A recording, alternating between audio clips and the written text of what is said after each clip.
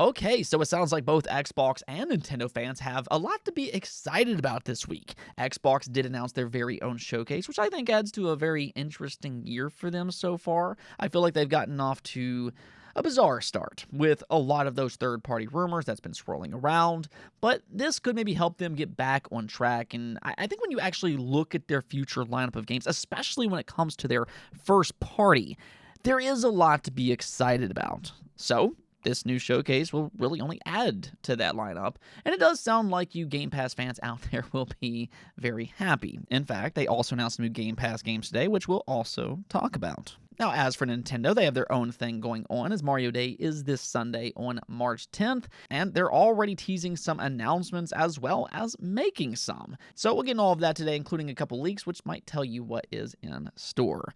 Speaking of Nintendo, though, let's just go and get right into things, starting off with Yuzu shutting down. Of course, we talked about this yesterday, but some additional information has since come out because there has unfortunately been some collateral damage. As we talked about yesterday, the Yuzu team decided to settle out of court, which, that kind of tells me that they were flying a little bit too close to the sun, and they might have been aware of that. If you actually look at Nintendo's filing, there were some red flags. One is that they monetized Yuzu, and I'm sure that put them on Nintendo's radar. But allegedly, there was also a lot of Discord conversations that were had behind the scenes where the Yuzu team might have been supporting piracy a little bit more, and Nintendo could have potentially used those conversations in court during discovery. It would not have painted the Yuzu team in a great light, and that might be the reason why they folded so quickly, because once they realized Nintendo had those Discord conversations, this case suddenly became more complex. Regardless of all of that, though, this story did expand because, unfortunately, another emulator that they were connected to also shut down. A 3DS emulator by the name of Citra. This is the most popular and recommended 3DS emulator, and it has officially been taken down as a part of this case. Now, this wasn't necessarily Nintendo's main goal, but because it was connected to the Yuzu team, they were forced to remove it as well. And to me, I think this is actually the more unfortunate shutdown of the two. Unlike Yuzu and the Switch, the 3DS is not an active console anymore. So I do think that there's a difference between 3DS emulation and Switch emulation. But at the same time, I will also say this. Everybody's kind of freaking out about this right now, but there are other ways to download Citra. If you do some research, these emulators are still out there. But for Nintendo, the results are the same. They did this to deter other emulation teams, and while I don't think this will cause some kind of domino effect like a lot of people do, but at the bare minimum, these emulation teams might want to go ahead and think twice about monetizing going forward. Now, onto some more exciting news, though, and staying on the topic of Nintendo, they are teasing some Mario Day announcements. They've actually already made a number of posts on Twitter. You can read one here which says, Mario Day is still a few days away, but we're pressing start on the celebrations early. Join us on a journey through some of Mario's adventures over the years and share your favorite game featuring Mario in the replies below.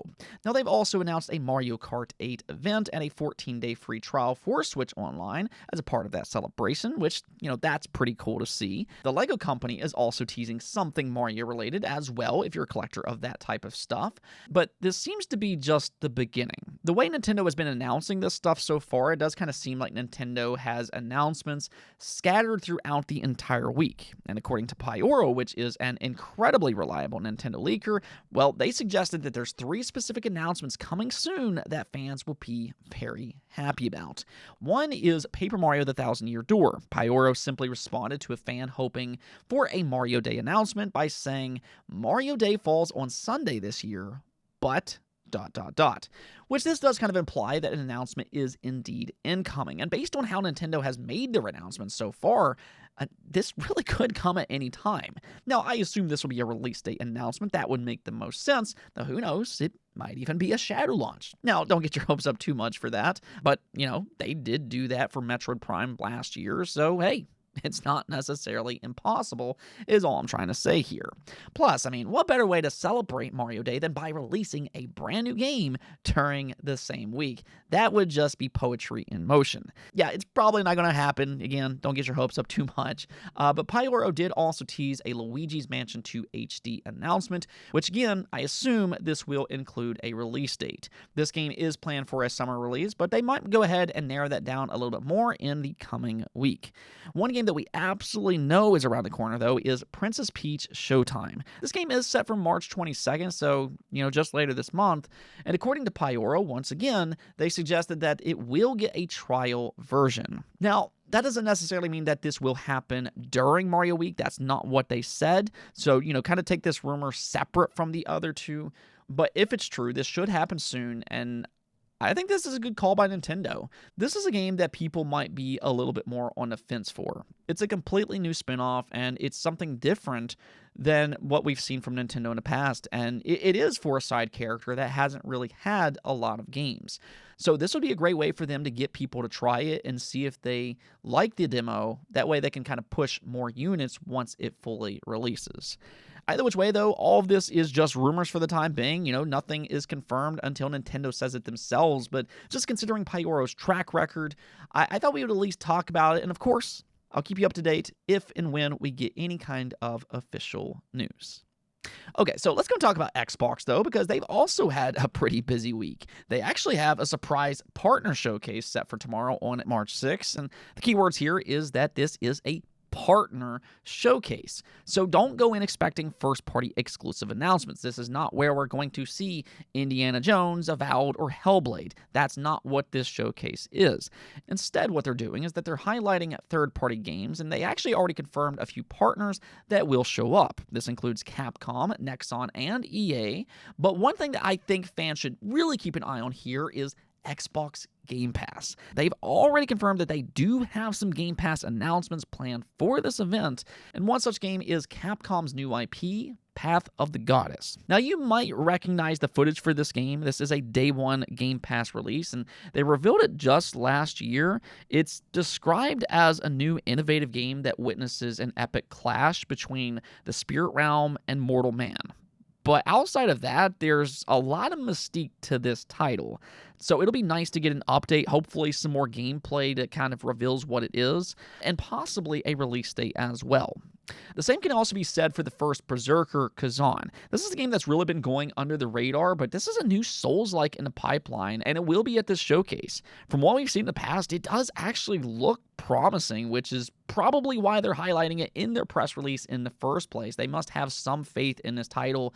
I hope it does live up to the potential. It does look very interesting based on what we've seen so far.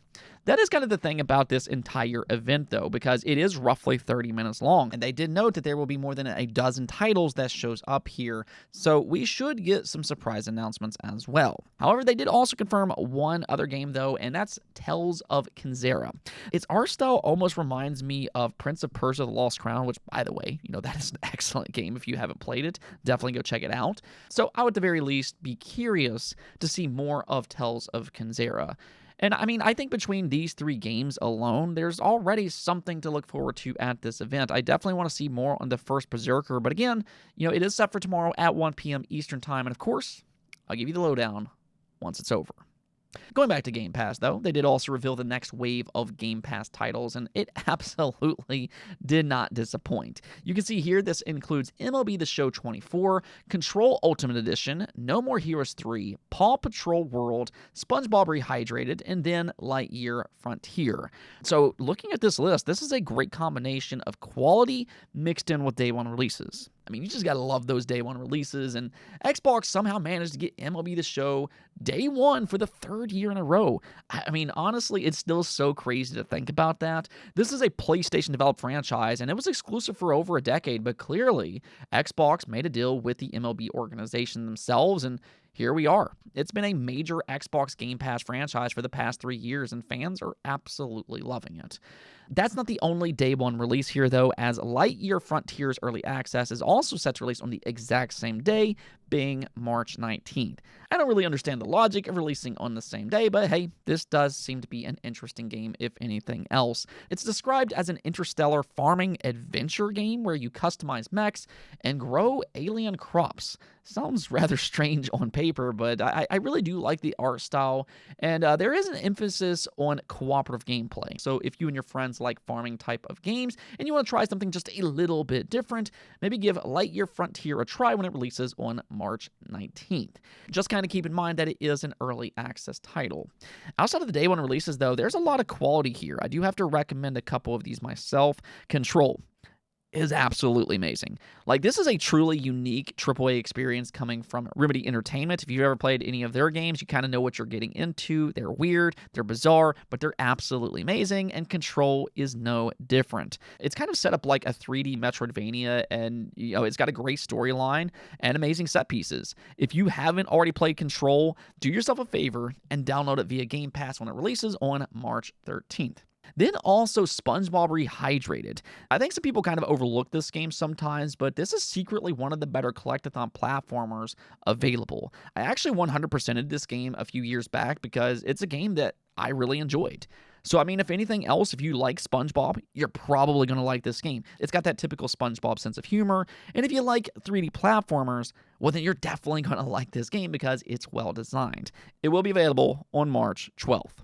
As an added bonus, though, Warhammer Boltgun also launched in the Game Pass today, and this is a colorful retro first-person shooter. I've not played this game myself personally, but I have heard some good things about it. It does have a 91% approval rate on Steam, which tells me that if you like this genre, then there's a pretty good chance that you're going to enjoy this game. And I mean, that's the thing about Game Pass. There's really no harm in trying it out yourself. I mean, you just have to love it.